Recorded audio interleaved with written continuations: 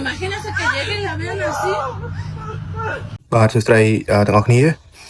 មែនតើខ្ញុំអត់ចង់ធ្វើវីដេអូនឹងមកនេះដោយសារខ្ញុំឃើញមានខ្មែរយើងគាត់ធ្វើច្រើនហើយវីដេអូទាក់ទងទៅនឹងករណីគិតកម្មមួយនេះដែលគេប្រទេសឃើញសាកសពក្មេងៗនៅក្នុងឡានអញ្ចឹងណាបាទប៉ុន្តែចៃដន្យអីយប់មិញនេះអូ TikTok ឃើញវីដេអូរបស់ Tony ដែលគាត់និយាយរៀបរាប់លម្អិតពីហេតុការណ៍ទាំងមូលនៅក្នុងវីដេអូនឹងផ្ទាល់តែម្ដងអញ្ចឹងហើយខ្ញុំក៏ចាប់អារម្មណ៍ចង់បង្កើតជាវីដេអូមួយដើម្បីចែកម្លែកដល់អ្នកគ្នាបានទេសនាចឹងហេតុការណ៍ហ្នឹងគឺបានកាត់ឡើងតាំងពីឆ្នាំ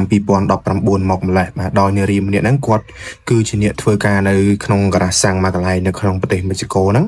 ហើយព្រាមនោះក៏មានឡានដឹកទំនិញមួយអាហ្នឹងអង់គ្លេសគេហៅអាឡានប្រភេទ semi truck បងប្អូនអាឡានមានមួយកណាត់ហើយគេតកតុយពីក្រោយចាំខ្ញុំដាក់រូបភាពឲ្យមើលក៏មានឡានដឹកទំនិញហ្នឹងចូលមកចាក់សាំងក្នុងការ៉ាដែលគាត់កំពុងធ្វើការហ្នឹងហើយតាមការរៀបរាប់របស់នារីម្នាក់នឹងដែរគាត់ថាបរិបទដែលជាតកងឡាននោះគឺគាត់មានបែរថាហាក់ដូចបញ្ចេញកាបកិរិយារៀងចម្លែកបងប្អូនហើយទឹកមុខរបស់គាត់គឺមានលក្ខណៈរៀងផិតភ័យហើយបែកញើសថ្ងាសទៀតដំបូងឡើយនារីម្នាក់នោះគឺគាត់មិនបានចាប់អារម្មណ៍ជាមួយនឹងបរិបទម្នាក់នឹងទេតែជារឿងធម្មតាទៅហើយអញ្ចឹងណាបាទមួយស្ទុះក្រោយមកតកងឡាននោះក៏បានដើរមកនិយាយជាមួយនឹងនារីដែលជាអ្នកចាក់សាំងហ្នឹងហើយគាត់និយាយថាចាក់ទៅសាំងទៅបានហើយហាមទៅឆែកឆេរឬក៏មើលឡានរបស់គាត់អីច្រើនអញ្ចឹងណាបាទហើយបរិបទម្នាក់នោះគាត់ក៏ចូលទៅក្នុងម៉ាតឯក្រាសាំងអីចឹងទៅបាត់ទៅរីមនេះនោះគាត់ហាក់ដូចជាធម្មតាមិនបានទៅចាប់អារម្មណ៍អីជាមួយនឹងសម្ដីរបស់តកងឡាននោះទេហើយគាត់ក៏ចាប់ផ្ដើមធ្វើការចាក់សាំងដែលជាការងាររបស់គាត់ធម្មតានឹងបន្តជាធម្មតាទៅចំណែកឯបរិបទជាតកងឡាននោះក៏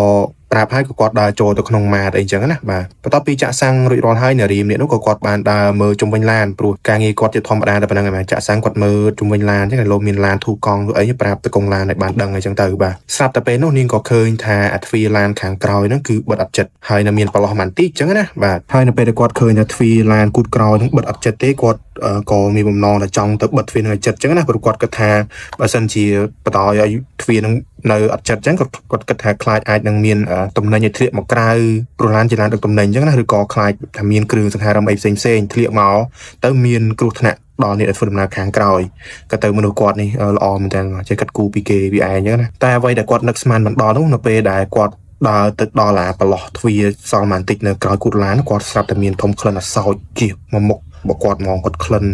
ថាដូចមានស្អីងាប់ក្នុងហ្នឹងអញ្ចឹងណាបាទសឹងតែក្អួតចង្អោពេលនោះហើយពេលនោះក៏គាត់ចាប់ផ្ដើមឆ្ងល់ទៅចុំមានក្លិនអីគេហើយគាត់ក៏ចាប់ផ្ដើមទាញទ្វារនឹងបើកមើលយឺតអញ្ចឹងបងប្អូនហើយនៅពេលដែលគាត់បានបើកទ្វារឡាននោះភ្លាមអ្វីដែលគាត់មិនសឹងតែមិនជឿនឹងផ្នែកខ្លួនឯងនោះគឺសាកសពរបស់ក្មេងៗសាកសពរបស់កុមារថាមានពេញទូកុងតឺន័រនឹងមកលង្កគ្នាហ្មងហើយគាត់ថាខ្លះអត់មានក្បាលទៀតហើយនៅក្នុងទូកុងតឺន័រនោះដែរក៏មាននៅថង់ផ្លាស្ទិកខ្មៅថង់ដែលគេដាក់សម្រាមហ្នឹងណាហើយនៅក្នុងថង់មួយហ្នឹងគឺមានកំណាត់ដៃជើងហើយមានក្បាលទៀតសុទ្ធតែជាដៃជើងក្មេងៗបងប្អូនហើយនឹងក្បាលក្មេងៗហើយដល់ពេលដែលគាត់ឃើញបែបហ្នឹងគាត់ក៏បានបិទទ្វារឡានហើយរត់ចេញតែម្ដងហើយសភាពគាត់នៅពេលហ្នឹងគឺភ័យស្លន់ស្លោយំផងហើយផងដូចទាំងអស់គ្នាបានឃើញនៅក្នុងវីដេអូនេះចឹងហើយនៅពេលដែលគេឃើញគាត់ភ័យផងស្លន់ស្លោយំផងគេក៏សួរនាំគាត់ចឹងណាបាទគេសួរថាមានរឿងអីចឹងទៅគាត់ពេលនោះក៏គាត់មិនបានខ្វល់ខ្វាយពីអ្នកដែលសួរគាត់ដែរគាត់និយាយក្នុងវីដេអូគាត់ថាគាត់ចង់ទៅផ្ទះទៅមើលកូនរបស់គាត់ចឹងណាដោយសារគាត់ឃើញមានសាកសពក្មេងជាច្រើននៅក្នុងឡានដឹកទំនិញមួយនោះជាមួយគ្នានោះដែរអ្នកដែលបានសួរនាំគាត់ក៏បានយកទូរស័ព្ទមកថតជាវីដេអូបាទហើយបង្ហោះវីដេអូនោះទៅក្នុង Facebook ហើយវីដេអូនោះគឺផ្ទុះអ្នកទេសនាច្រើនខ្លាំងមែនទែននៅពេលនោះហើយបញ្ជាក់បងប្អូនវីដេអូនោះគឺផុសចូលនៅក្នុង Facebook តាំងពីកំឡុងឆ្នាំ2019មកម្លេះហើយក៏ជាពេលវេលាដែលហេតុការណ៍នឹងបានកាត់ឡើងដូចគ្នាបន្ទាប់ពីវីដេអូនោះបានបង្ហោះហើយបានប្រហែលថ្ងៃក្រោយមកនារីដែលគាត់បានឃើញហេតុការណ៍ទាំងអស់នោះគឺត្រូវបានគេប្រទះឃើញថាគាត់ត្រូវបានស្លាប់តែឃើញសាកសពរបស់គាត់នៅក្នុងវ៉ាលីហើយសាកសពរបស់គាត់គឺអត់មានក្បាលទេសាហាវខ្លាំងមែនទេនេះគេត្រូវបានជឿថាជាសារពមៀនពីក្រមអ ுக ្រិតជនហើយនៅក្នុងវ៉ាលីនោះក៏គេឃើញមានសារសពុតមួយបានសរសេរថានេះគឺជាលទ្ធផលដែលអ្នកបានឃើញនៅអ្វីដែលអ្នកមិនគួរឃើញមើលទៅគឺអាណិតគាត់ដែរបងប្អូននិយាយទៅគោលបំណងរបស់គាត់គឺគាត់គ្រាន់តែចង់ទៅជួយបិទទ្វារគេអញ្ចឹងណាខ្លាចធ្លាក់ទំនិញធ្លាក់អីវ៉ាន់អីចេញមកក្រៅតែអ្វីដែលមិននឹកស្មានការទៅជួយគេឲ្យបែរជានាំទុកទោសដល់ខ្លួនឯងរហូតដល់បាត់បង់ជីវិតទៀត